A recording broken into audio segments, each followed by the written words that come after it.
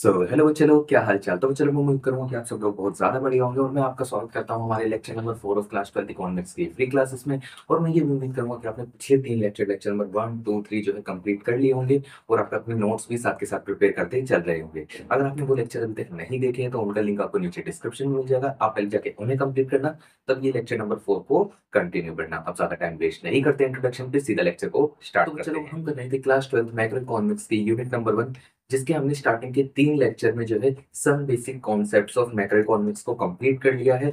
And हम इस lecture से जो है नेशनल इनकम को स्टार्ट करने वाले हैं। अब जो हमारा इस यूनिट में नेक्स्ट पार्ट आता है वो आता है national income and related aggregates. मतलब आज से जो है हम सिर्फ नेशनल इनकम और उससे रिलेटेड जितने भी छोटे मोटे कॉन्सेप्ट्स हैं उनकी बात करेंगे। एंड देन इन्हें कंप्लीट करने के बाद आएगा हमारा methods of calculating national income, यानी कि नेशनल इनकम को कैलकुलेट करने के हमारे पास कौन कौन से अलग अलग तरीके के मेथड्स होते हैं, उनको कंप्लीट करेंगे। एंड देन इस यूनिट को रैप अप करेंगे। ठीक है बच्चे लोग, अब स्टार्ट करते हैं हम अपने आज के लेक्चर को, जिसमें हमारा सबसे पहला टॉपिक आता है कि हम यहाँ पे बात कर रहे हैं नेशनल इनकम की। सबसे पहले हमें जानना पड़ेगा आखिर नेशनल इनकम होती क्या है।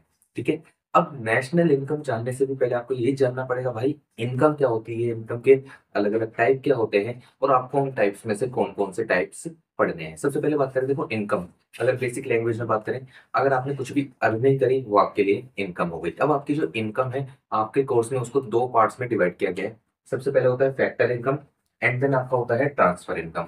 हम सबसे पहले बात करेंगे अपनी फैक्टर इनकम की। तो बच्चे लोग देखो, फैक्टर इनकम क्या होता है, हम ना अगर किसी को भी कोई भी सर्विस रेंडर करते हैं, ठीक है, फैक्टर सर्विस रेंडर करते हैं और उसके बदले में अगर हमें कुछ पेमेंट मिलती है तो वो बोला जाएगा हमारे लिए फैक्टर इनकम। इतना क्लियर हुआ सब बच्चों को। अब यहाँ पे मैंने एक वर्ड बोला फैक्टर सर्विस। अब फैक्टर सर्विस क्या होती है आपको याद है, हमने कुछ लेक्चर पहले ही पढ़ा था factor of production. Factor of production क्या क्या थे हमारे, लैंड, लेबर, कैपिटल, एंटरप्रेन्योर। अब इनका ओनर कौन होता था फैक्टर ऑफ प्रोडक्शन का, हाउस होल्ड इनका ओनर होता था। अब अगर हम अपने ये फैक्टर ऑफ प्रोडक्शन को अगर हम एज अ सर्विस किसी को भी रेंडर करते हैं, किसी को भी प्रोवाइड कराते हैं और उसके फैक्टर ऑफ प्रोडक्शन के बदले में अगर हमें कुछ पेमेंट रिसीव होती है, यानी कि हमारी जो फैक्टर सर्विस हमने फैक्टर ऑफ प्रोडक्शन के रूप में जो प्रोवाइड करी है किसी को, मतलब किसी भी पर्सन को अगर प्रोवाइड करी है और उसके बदले में अगर हमें कुछ पेमेंट रिसीव हुई है तो वो हमारे लिए क्या हो गया, हमारी फैक्टर इनकम। आई होप कि आपको इतना क्लियर हुआ होगा। अब एक बार इसकी डेफिनेशन देख लेते हैं। डेफिनेशन क्या है देखो, compensation receive by household sector from producer sector, यानी कि हाउसहोल्ड सेक्टर ने जो पैसा या कंपनसेशन जो भी रिसीव करा है प्रोड्यूसर सेक्टर से for rendering their factor service, यानी कि हाउसहोल्ड सेक्टर ने क्या करा है कि अगर अपनी फैक्टर सर्विस रेंडर करता है, क्योंकि देखो आपको पता है फैक्टर ऑफ प्रोडक्शन का ओनर कौन होता है, हाउसहोल्ड। तो जो भी फैक्टर सर्विस होगी वो कौन रेंडर करेगा, हाउ कौन प्रोवाइड कराएगा, हाउसहोल्ड ही प्रोवाइड कराएगा। ठीक है, किसको, प्रोड्यूसर सेक्टर को। एंड प्रोड्यूसर सेक्टर उन फैक्टर ऑफ सर्विस के लिए जो भी पेमेंट करेगा या कंपनसेशन देगा हाउसहोल्ड सेक्टर को, वो क्या हो जाएगा आपका फैक्टर इनकम। मैं उम्मीद करूंगा कि आपको फैक्टर इनकम अच्छे से समझ आ गया होगा। ठीक है बच्चे लोग, अब देखो सॉरी, फैक्टर इनकम में क्या होता है ना, आपकी जो इनकम है वो अलग अलग तरह के टाइप्स में होती है। ठीक है, क्योंकि आपने काफी बार देखा होगा जो इनकम यहाँ की वो आकाश से है। ठीक है, हमने ये देखा आकाश से इन द सेंस कि कैसे पेमेंट करी जा रही है, कैश में दी जा रही है, काइंड में दी जा रही है, या और भी अलग अलग तरह के पेमेंट मेथड हो सकते हैं। तो कैसे दी जा रही है पेमेंट, तो फैक्टर इनकम में ना हमारे पास अलग अलग तरह की इनकम होती है कि इनकम कैसे रिसीव हो सकती है, किस तरह से रिसीव हो सकती है, किस फॉर्म में रिसीव हो सकती है, उसका मैंने एक पूरा चार्ट बनाया है। इस चार्ट को अपनी कॉपी में ड्रॉ करना और अच्छे से याद रखना, क्योंकि आगे जो नेशनल इनकम के क्वेश्चन हो गए ना उसमें ये जो चार्ट है ये बहुत काम आने वाला है। इतना क्लियर हुआ सब बच्चों को। अब देखो हमारे पास ना आपके फैक्टर ऑफ प्रोडक्शन कितने होते हैं, 4। सबसे पहले क्या होता है, लैंड, लेबर, कैपिटल, एंटरप्रेन्योर। अब इसके ये जो 4 फैक्टर ऑफ प्रोडक्शन है, इसमें से जो हमारा लेबर होता है इसको हम क्या पेमेंट करेंगे, अगर हमने लेबर ली है किसी भी पर्सन की तो हम उसके बदले में उसे क्या पेमेंट पे करेंगे, वेजेस पे करते थे। ठीक है, तो उसी को जो ना दूसरे नाम से बोल दिया गया है यहाँ पे कंपनसेशन टू एम्प्लॉय, यानी कि अगर हम किसी भी पर्सन की लेबर लेते हैं, यानी कि अगर हम किसी पर्सन की सर्विस लेते हैं एज अ लेबर, तो हम उसको किस किस तरह से पेमेंट कर सकते हैं, वो किसके अंडर आएगा, कंपनसेशन टू एम्प्लॉयज। अब देखो कंपनसेशन टू एम्प्लॉयज में मतलब क्या होता है, कंपनसेशन मतलब होता है किसी भी चीज को किसी भी तरह से इन रिटर्न कुछ देना, या फिर इन रिटर्न आपको क्या मिल रहा है। ठीक है, अब फॉर एग्जाम्पल अगर मैं दुकान पे जाता हूँ, मेरे पास 10 रुपए, मैंने 10 रुपए दिए, मैं अगर मुझे बिस्किट चाहिए तो मैंने 10 रुपए दिए, रिटर्न में इन रिटर्न मुझे क्या मिल रहा है, बिस्किट। तो बिस्किट एक तरह से ना कंपनसेशन का काम करेगा। ठीक है, इतना क्लियर हुआ सब बच्चों को। अब देखो अगर मैंने किसी भी पर्सन की लेबर ली तो मैं उसे कुछ ना कुछ पे करूंगा, तो उसको बोला जाएगा कंपनसेशन टू एम्प्लॉय। अब हम एम्प्लॉय को किस किस तरह से कंपनसेट कर सकते हैं? सबसे पहले तो आपको पता है वेजेस एंड सैलरी यानी कि पेमेंट इन कैश कर सकते हैं। दूसरा है पेमेंट इन काइंड। अब पेमेंट इन काइंड मतलब होता क्या है? पेमेंट इन काइंड मतलब सिंपल कि आपने कैश ना देके किसी और फॉर्म में जो है अपने एम्प्लॉइज को पे करा है, ठीक है। फॉर एग्जांपल जैसे काफी बार देखा है दिवाली बोनस पे क्या होता है, काफी बार कुछ ऑर्गेनाइजेशन की होती है एक्स्ट्रा सैलरी पे कर देती है, तो वो तो पेमेंट इन कैश में आ गया। बट कुछ ऑर्गेनाइजेशन क्या करती है, सैलरी ना देके कुछ ना कुछ गिफ्ट प्रोवाइड करती है, यानी कि पैसे के अलावा किसी और फॉर्म में उन्होंने पेमेंट करी, तो वो क्या हुआ, पेमेंट इन काइंड। काफी बार क्या होता है, कुछ ऑर्गेनाइजेशन की होती है जो अपने एम्प्लॉइज को रहने के लिए घर दे देती है, तो वो भी क्या हुआ, पेमेंट इन काइंड हो गया, ठीक है। तो चलो थर्ड आता है रिटायरमेंट पेंशन। रिटायरमेंट पेंशन क्या होता है, अगर कोई पर्सन किसी भी ऑर्गेनाइजेशन के लिए एक स्पेसिफिक एज तक काम करता है, यानी कि उन्हें एक स्पेसिफिक एज तक सर्विस प्रोवाइड कराता है, एंड देन उसके बाद वो रिटायर हो जाता है, तो वो ऑर्गेनाइजेशन उस पर्सन की रिटायरमेंट के बाद कुछ ना कुछ उसे अमाउंट पे करती है, वो क्या होता है, रिटायरमेंट पेंशन। इतना क्लियर हुआ। अब एक चीज याद रखना, रिटायरमेंट पेंशन जो है ना हमारा नेशनल इनकम में इंक्लूड होता है, बिकॉज रिटायरमेंट पेंशन हमें मिल तो एक एज के बाद रही है, बट उसके लिए हमने सर्विस पहले ही रेंडर कर दी होती है, ठीक है। अब ये तीन तो मुझे आपको लगता है समझने में कोई दिक्कत नहीं होगी। बट जो फोर्थ आता है employer contribution to social security, ये भी क्या होता है, कंपनसेशन टू एम्प्लॉय का एक पार्ट होता है, employer contribution to social security. अब देखो ये क्या होता है, इधर ध्यान देना, मैं एक एग्जाम्पल के तरीके से बताता हूँ। ये ना ए पर्सन है, ठीक है, ये कौन है, एम्प्लॉयर। ये हमारा क्या है, एम्प्लॉयर। एंड यहाँ पे क्या है, एक बी पर्सन है, ये क्या है, हमारा एम्प्लॉय। अब आप सबको पता होगा, आपने अपने 11th में अकाउंट्स में या बिजनेस स्टडी में पढ़ा होगा एक टॉपिक, प्रोविडेंट फंड, पीएफ जिसे बोला जाता है। प्रोविडेंट फंड क्या होता है, एक गवर्नमेंट स्कीम होती है, जिसमें क्या होता है ना, जो एम्प्लॉयज के बेनिफिट और एम्प्लॉयज की सेविंग बेनिफिट और वेलफेयर के लिए बनाई जाती है, जिसमें क्या होता है, एम्प्लॉयर और एम्प्लॉय दोनों कुछ ना कुछ अमाउंट कंट्रीब्यूट करते हैं। जो एम्प्लॉय होता है वो अपनी सैलरी का कुछ अमाउंट उस प्रोविडेंट फंड में कंट्रीब्यूट करता है, एंड जितना अमाउंट एम्प्लॉय डालता है ना, उतना ही अमाउंट एम्प्लॉयर भी उस प्रोविडेंट फंड में कंट्रीब्यूट करता है अपनी जेब से अलग से, ठीक है। अब ये किस लिए होता है, ताकि एम्प्लॉयज के लिए सेविंग बनाई जा सके, उनके वेलफेयर के लिए होता है। एंड जब एम्प्लॉय वो ऑर्गेनाइजेशन छोड़ के जाता है या रिटायर होता है, तो वो जो पीएफ का पैसा होता है ना, वो उस एम्प्लॉय को दे दिया जाता है। इतना क्लियर हुआ सब बच्चों को? अब यहाँ पे एक चीज देखना, यहाँ पे एक ए पर्सन, ए क्या है, एम्प्लॉयर, बी क्या है, एम्प्लॉय। अब यहाँ पे ना ये है एम्प्लॉय बी का पीएफ, प्रोविडेंट फंड। अब एक चीज देखना, एम्प्लॉय बी की जो सैलरी है वो कितनी है, 1 लाख रुपए, यानी कि ए जो है बी को 1 लाख रुपए की सैलरी पे करता होगा, ठीक है। बट बी क्या करता है ना, बी अपनी सैलरी का 10,000 इस पीएफ में डालता है, यानी कि बी हर महीने 10,000 इस पीएफ में डालता है। अब एक चीज देखो, 1 लाख रुपए की सैलरी, 10,000 इसके पीएफ में जाता है, ठीक है। तो एम्प्लॉय ए से एम्प्लॉय बी तक एक्चुअल में पैसा कितना गया, 90,000 रुपए गया होगा, क्योंकि देखो एम्प्लॉय जो होता है ना, उसको जो सैलरी मिलती है वो पीएफ कटने के बाद मिलती है। अगर फॉर एग्जांपल मैं एम्प्लॉयर हूँ और मेरा कोई एम्प्लॉय है, तो उसकी जो सैलरी होगी ना, मैं उसमें से वो पीएफ का अमाउंट काट के जो बचेगा उसे दूंगा, ठीक है। तो एक तरह से बोला जाए, जो एम्प्लॉय ने कितना कॉन्ट्रीब्यूशन करा, 10,000 का, एक्चुअल में इसके पास पैसा रिसीव कितना होगा, 90,000, और टोटल इसकी इनकम कितनी हो गई, 1 लाख, यानी कि 1 लाख में से 90,000 इसकी जेब में जाएगा, 10,000 इसका पीएफ में जाएगा। इतना क्लियर हुआ? अब यहाँ पे ना एक दिक्कत हो सकती है, एम्प्लॉय बोल सकता है यार कि मेरी 1 लाख रुपए की इनकम है, आप मेरे हाथ में 90,000 रुपए दे रहे हो और 10,000 एक पीएफ फंड में डाल रहे हो, मुझे नहीं डालना, ठीक है। तो ऐसे ना एम्प्लॉय मना कर सकता है, हो सकता है ना। तो ऐसे में एम्प्लॉय को लालच देने के लिए यहाँ पे क्या करा जाता है, एम्प्लॉयर बोलता है कि देख, तू अपने 10,000 रुपए डाल रहा है ना, मैं अगर तू 10,000 पीएफ में डालेगा ना, तो मैं एक्स्ट्रा 10,000 अपनी जेब से तेरे नाम के इस पीएफ में डालूंगा, यानी कि 10,000 एम्प्लॉय के तो आएंगे आएंगे, बट जो एम्प्लॉयर है इसके भी 10,000 इस पीएफ में डलेंगे। अब ये किसके लिए होंगे, एम्प्लॉय के लिए ही होंगे। मतलब पीएफ में क्या हो रहा है कि एक जो भी एम्प्लॉय है, कुछ पैसा उसकी सैलरी में से कटेगा, ताकि उसके लिए फ्यूचर के लिए फ्यूचर के लिए सेविंग हो सके।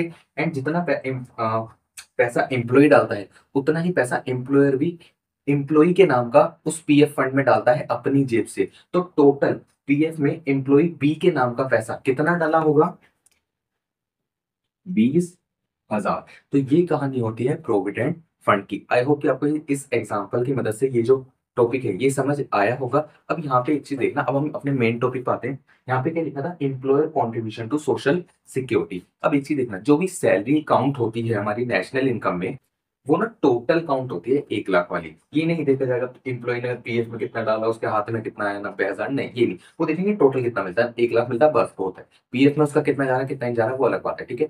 बट यहाँ पे जो बोला गया employer contribution to social security, यहाँ पे ना इस वाले 10,000 की बात हो रही है। क्योंकि देखो, ये वाले जो 90,000 और 10,000, वो तो 1 लाख की इनकम जब काउंट होगी नेशनल इनकम में, वो इंक्लूड हो जाएगा। बट ये जो एक्स्ट्रा 10,000 रुपए गए हैं, ये काउंट यहाँ पे नहीं हो रही, तो इसलिए इसको अलग से काउंट करा गया, और वो बोला गया employer contribution to social security. और ये जो पूरा का पूरा 1 लाख था, वो तो पेमेंट इन कैश में आ ही जाना है, ठीक है। तो ये employer contribution to social security इसलिए अलग से दिखाया है, जो वो है ये वाला 10,000। इतना क्लियर हुआ, ठीक है। मैं पीएफ को ना एक बार 1 मिनट के अंदर अंदर फटाफट समराइज कर देता हूँ। प्रोविडेंट फंड क्या होता है, गवर्नमेंट की स्कीम होती है जो एम्प्लॉय के सोशल वेलफेयर और क्या कहते हैं सेविंग्स के लिए बनाई, फ्यूचर सेविंग्स के लिए बनाई जाती है। जिसके अंदर क्या होता है, जो भी एम्प्लॉयर होता है, एम्प्लॉय की सैलरी का कुछ पोर्शन निकाल के पीएफ में डालता है। एम्प्लॉय के पास जो सैलरी जाती है, वो पीएफ का अमाउंट कट के जाती है। जैसे हमने एग्जांपल में क्या लिया, 1 लाख रुपए की सैलरी, 90,000 जो है एम्प्लॉय के हाथ में जाएगा। अब एम्प्लॉय की सैलरी में से 10,000 पीएफ में डाले, तो एम्प्लॉयर अपनी जेब से एक्स्ट्रा 10,000 एम्प्लॉय के नाम पे पीएफ में डालता है। और वो टोटल जो 20,000 का अमाउंट है, वो एम्प्लॉय को बाद में दे दिया जाएगा, जब भी वो ऑर्गेनाइजेशन छोड़ते जाएगा या रिटायर होगा। तो ये होता है हमारा पीएफ का कॉन्सेप्ट। और मैं उम्मीद करूंगा कि आपको जो कंपनसेशन टू एम्प्लॉय है, इसके अंदर 4 element, payment in cash, payment in kind, retirement pension और employer contribution to social security, ये अच्छे से क्लियर हो गए होंगे। अब आगे बढ़ते हैं अपना ऑपरेटिंग सरप्लस। अब जो हमारा फैक्टर इनकम में अगला एलिमेंट आता है, वो आता है ऑपरेटिंग सरप्लस। अब ऑपरेटिंग, जैसे कंपनसेशन टू एम्प्लॉय के अंदर कुछ एलिमेंट थे, वैसे ही ऑपरेटिंग सरप्लस के अंदर फर्दर कुछ एलिमेंट्स होंगे, ठीक है। अब उनको देखते हैं। अब आपने ना एक चीज नोटिस करी होगी, हमारे जो फैक्टर ऑफ प्रोडक्शन थे, लैंड, लेबर, कैपिटल, एंटरप्रेन्योर, उसमें से जो लेबर था उसको तो कंपनसेशन टू एम्प्लॉय मिल जाएगा। बाकी जो बचे, लैंड बचा, कैपिटल बचा, एंटरप्रेन्योर बचा। लैंड पे क्या मिलता था हमें, रेंट मिलता था। एंटरप्रेन्योर को क्या मिलता था, प्रॉफिट मिलता था। और कैपिटल पे क्या मिलता था, इंटरेस्ट। तो यही तीनों चीज मिलके हमारा ऑपरेटिंग सरप्लस का पार्ट बनती है। तो ऑपरेटिंग सरप्लस में सबसे पहले क्या आता है, रेंट, जो आपको किस में मिलता है, लैंड पे मिलता है। उसके बाद आता है इंटरेस्ट, जो आपको किस में मिलता है, कैपिटल पे मिलता है। अच्छा, रॉयल्टी को भी देखते हैं। फिर हमारा थर्ड क्या आता था, प्रॉफिट, जो किसको मिलता था, एंटरप्रेन्योर को मिलता था। अब हमेशा याद रखना, प्रॉफिट के अंदर ना 3 तरह के सब पार्ट होते हैं, corporate tax, dividend, retain revenue. अब इसको भी ना समझाने के लिए मैं छोटा सा एग्जांपल बनाना चाहूंगा, 1 मिनट रुकिएगा। अब देखिए, मैं यहाँ पे इसको ना, ये एग्जांपल आपने ड्रॉ कर लेना, ठीक है। मैं इसको रफ कर रहा हूँ। जो ये प्रॉफिट वाला पार्ट है, इसको समझाने के लिए, ये जो हमारे प्रॉफिट के 3 पार्ट होते हैं, कॉर्पोरेट टैक्स, डिविडेंड और रिटेन रेवेन्यू। कॉर्पोरेट टैक्स मतलब होता है जो भी पैसा कंपनी ने कमाया, बिजनेस ने कमाया, उसमें से कितना टैक्स गवर्नमेंट को दिया। डिविडेंड होता है टैक्स देने के बाद जो भी पैसा बचा, उसमें से कितना हिस्सा शेयर होल्डर को दिया। और अगर उसके बाद भी कुछ पैसा बच जाता है, तो वो होता है रिटेन अर्निंग, जो कंपनी फ्यूचर के लिए बचा के रखती है, ठीक है। चलो अब देखते हैं। अगर फॉर एग्जाम्पल मान के चलते हैं, कोई बिजनेस है जिसने टोटल प्रॉफिट करा है 100 रुपीज का, ठीक है। अब इसमें से माइनस हो जाएगा क्या, 30% टैक्स। एग्जाम एग्जाम्पल के लिए लेके चल रहा हूँ, 30% टैक्स अगर इसमें से माइनस होता है, तो हमारे पास यहाँ से 30 रुपए गए, ठीक है। तो हमारे पास यहाँ पे क्या बचा, 70 रुपीज बचे होंगे। अब ये जो 70 रुपीज है, ये क्या है, टैक्स के बाद वाली फिगर है। अब ये जो पैसा बचा है, इसका कुछ हिस्सा क्या होगा ना, शेयर होल्डर को एज अ डिविडेंड दिया जाता है। आपने बिजनेस स्टडी में पढ़ा होगा 11th क्लास में, जो भी शेयर होल्डर होते हैं वो कौन होते हैं, कंपनी के मालिक। और उन्हें जो भी प्रॉफिट का हिस्सा दिया जाता है, उसे बोला जाता है डिविडेंड, ठीक है। तो मान के चलते हैं, यहाँ से ना माइनस कर देते हैं डिविडेंड, कितना, 40 रुपीज चला गया, तो बचा कितना, 30। अब ये पैसा जो 30 रुपए बचे, ये क्या है, इसमें से टैक्स भी दे दिया, डिविडेंड भी दे दिया, मतलब फिर भी एक्स्ट्रा कुछ पैसा बच गया। अब कंपनी को तो ये कहीं नहीं देना, कंपनी से अपने पास रख सकती है। तो ये होता है रिटेन्ड अर्निंग, जो कंपनी फ्यूचर के लिए बचा के रखती है, रिटेन्ड अर्निंग। इतना क्लियर हुआ सब बच्चों। क्योंकि देखो हमारा क्या है, टोटल प्रॉफिट 100 रुपए, प्रॉफिट है 100 रुपए, ठीक है। अब इसके अंदर ना सबसे पहला जो एलिमेंट आता है, वो आता है कॉर्पोरेट टैक्स। तो 30 रुपए का कॉर्पोरेट टैक्स के, फिर आया हमारा डिविडेंड, और बाकी जो बचा रिटेन्ड अर्निंग। अब देखो ये जो 3 पार्ट है, अगर आप इन तीनों को ऐड कर दोगे ना, तो हमारा टोटल प्रॉफिट आ जाएगा। रिटेन्ड अर्निंग में अगर आप डिविडेंड ऐड करते हो तो 70, और उसमें अगर आप कॉर्पोरेट टैक्स करते हो तो टोटल प्रॉफिट 100 का आ जाता है। तो ये क्या है, हमारे प्रॉफिट के 3 पार्ट होते हैं। तो बच्चों लोग, मैं उम्मीद करूंगा कि आपको ऑपरेटिंग सरप्लस में रेंट, इंटरेस्ट और प्रॉफिट का जो टॉपिक है वो समझ आ गया होगा। अब इसके अंदर ना एक एक्स्ट्रा एलिमेंट बचा है, रॉयल्टी। अब देखो, रॉयल्टी भी ना ऑपरेटिंग सरप्लस का पार्ट होती है। रॉयल्टी मतलब होता क्या है, अगर मैं कोई भी अपनी इंटेलेक्चुअल एसिड या प्रॉपर्टी किसी को भी यूज करने देता हूँ और उसके बदले में मैं कुछ अमाउंट रिसीव करता हूँ, तो उसे बोला जाता है रॉयल्टी। फॉर एग्जाम्पल, आपने देखा है जो भी सिंगर्स होते हैं वो अपने जो म्यूजिक के राइट्स हैं वो सेल करते हैं, और उसके बदले में जो भी उन्हें पैसा रिसीव होता है वो उसे रॉयल्टी के रूप में जो है रिसीव करते हैं। मतलब अगर वो क्या कर रहे हैं, अपनी कोई भी प्रॉपर्टी जिस पे उनका हक है, इंटेलेक्चुअल राइट है, तो अगर वो किसी को भी यूज करने को देते हैं और वो पर्सन, सामने वाला पर्सन उसे यूज करके कुछ ना कुछ अर्निंग करता है, एंड उस अर्निंग का कुछ भी हिस्सा मुझे भी रिटर्न में प्रोवाइड कराता है, ठीक है, तो वो मेरे लिए क्या होगी, रॉयल्टी। इतना क्लियर हुआ सब बच्चों को? तो ये चार एलिमेंट क्या होते हैं आपने अब तक देखे, कंपनसेशन टू एम्प्लॉय, उसके अंदर ये चार एलिमेंट, ऑपरेटिंग सरप्लस, उसके अंदर ये चार एलिमेंट। अब फैक्टर इनकम का ना एक लास्ट एलिमेंट और बचता है, वो आता है हमारा मिक्स्ड इनकम। अब देखो, मिक्स्ड इनकम ना ये सिंपल है। मिक्स्ड इनकम तब अराइज होती है, ये ज्यादातर तब अराइज होती है सोल प्रोप्राइटर के केस में। क्योंकि देखो, सोल प्रोप्राइटर क्या होता है ना, जो बिजनेस है वो अकेले चलाने वाला पर्सन है, वो हर सारे काम बिजनेस में खुद ही कर रहा है। तो उसकी जो इनकम है किस पोर्शन से कहाँ हो रही है, मतलब सारी जो इनकम है ना उसकी वो मिक्स्ड हो जाती है, क्योंकि वो अकेला ही बिजनेस में काम करने वाला पर्सन है।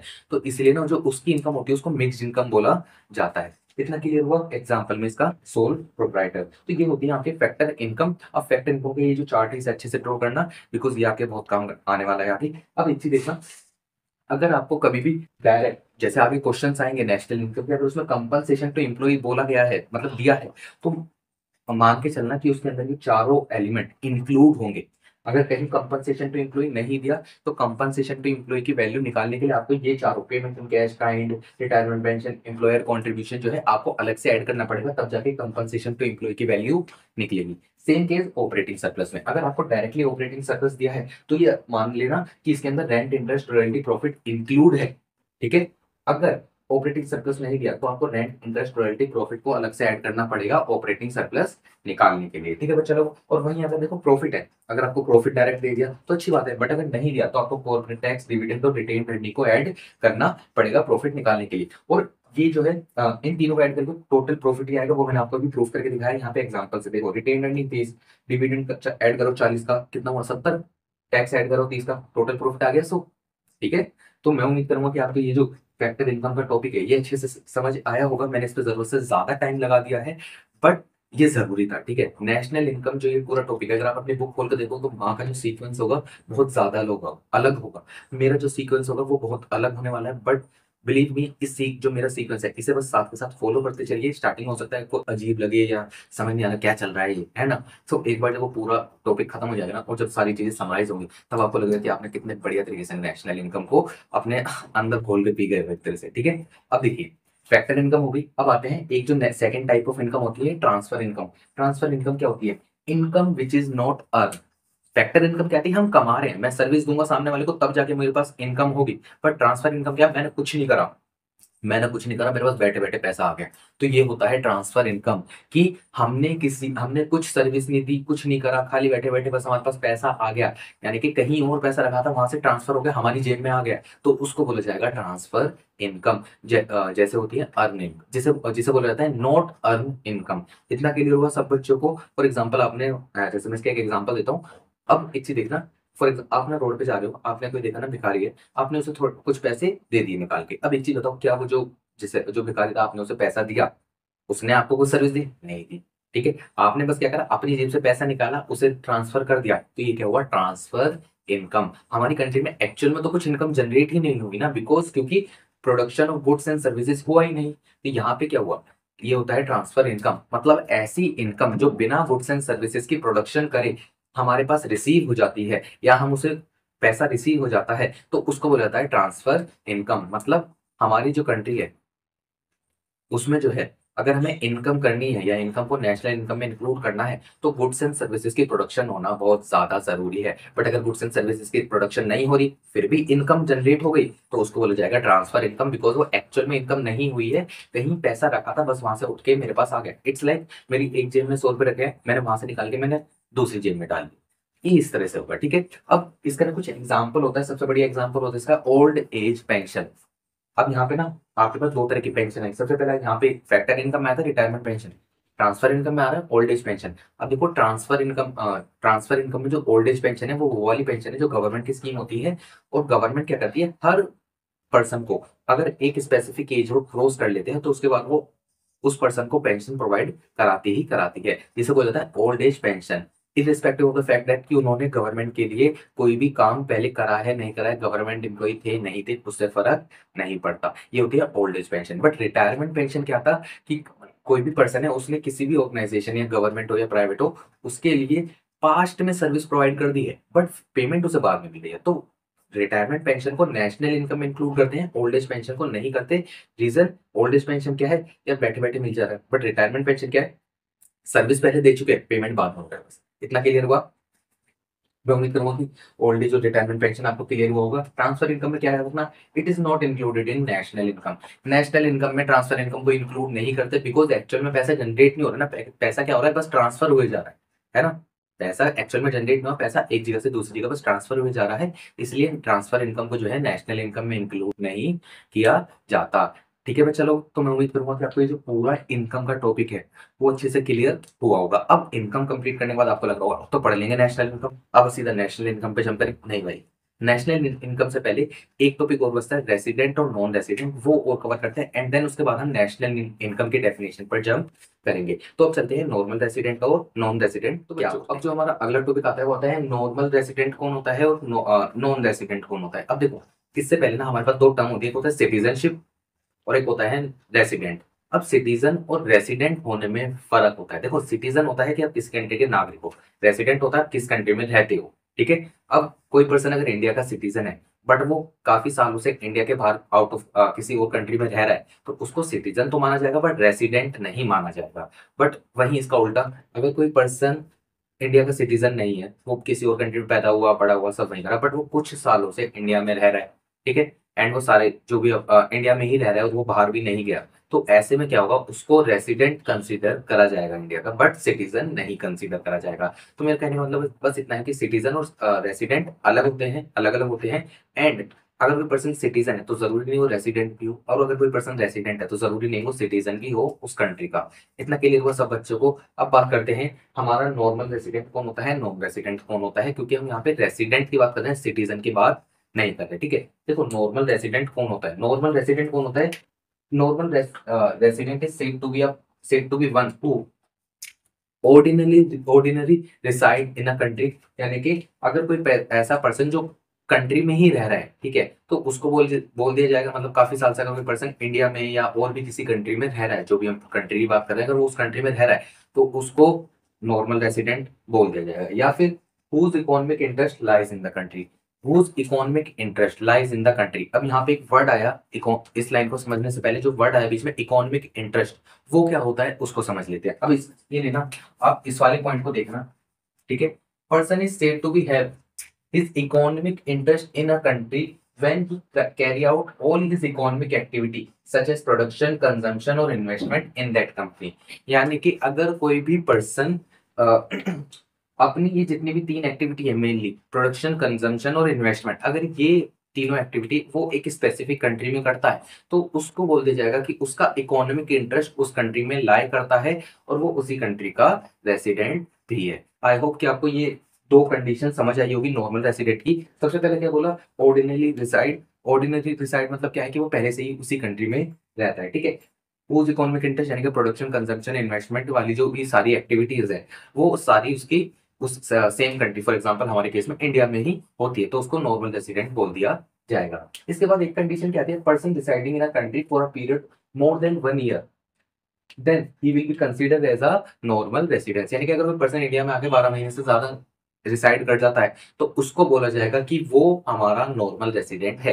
यानी कि अगर आप 12 महीने से ज्यादा रह लिए इंडिया में तो आपको नॉर्मल रेसिडेंट कंसीडर कर दिया जाएगा। इतना क्लियर हुआ सब बच्चों को, पहली दो कंडीशन और ये सेकंड वाली कंडीशन। अगर इनमें से कोई भी, ये जितनी भी हमने स्टार्टिंग में दो देखी और ये तीसरी देखी, अगर इनमें से कोई भी एक भी अगर सेटिस्फाई हो तो हम उसको नॉर्मल रेसिडेंट कंसीडर कर देंगे, बट अगर एक भी सेटिस्फाई नहीं हुई तो उसको नॉन रेसिडेंट कंसीडर कर दिया जाएगा। इतना क्लियर। अब यहाँ पे ना एक जो कंडीशन थी हमारी सेकंड वाली, भी हमने देखा अगर कोई पर्सन 1 साल से ज्यादा इंडिया में रहता है तो उसको हम नॉर्मल रेसिडेंट कंसीडर कर देंगे। बट कुछ केस ऐसे हैं जहाँ पे लोग इंडिया में 1 साल से ज्यादा रहते हैं बट स्टिल उनको नॉर्मल रेसिडेंट नहीं बोला जाता। तो ऐसे दो केस क्या है, एक तो है एजुकेशन और दूसरा है हेल्थ।